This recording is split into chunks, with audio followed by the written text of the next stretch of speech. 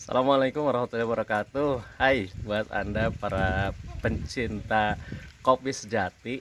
Nih kebetulan saya hari ini melihat langsung ada berbagai jenis kopi yang ada di Kabupaten Kuningan, tepatnya di Cibunar ya.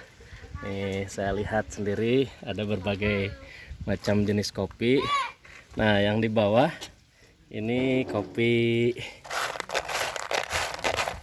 robusta ya, kopi robusta. Nah, ini sedang dijemur kopi robusta ini.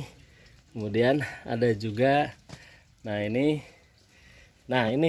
yang unik ya, ternyata ini adalah kopi tapi sudah dimakan oleh luwak. Yang pasti mah bukan luwak liek ya. Ini asli sudah dimakan luwak dan harganya juga beda dari kopi biasanya ya. Nah, kemudian yang ini sudah dikupas, ini kopi Arabica. Nah, ini kita lihat ya. Ada juga. Nah, untuk para pencinta kopi, selamat menikmati ya. Kopi manis semanis Anda dan kopi pahit namun terlihat manis ketika Anda yang meminumnya. Terima kasih. Assalamualaikum warahmatullahi wabarakatuh.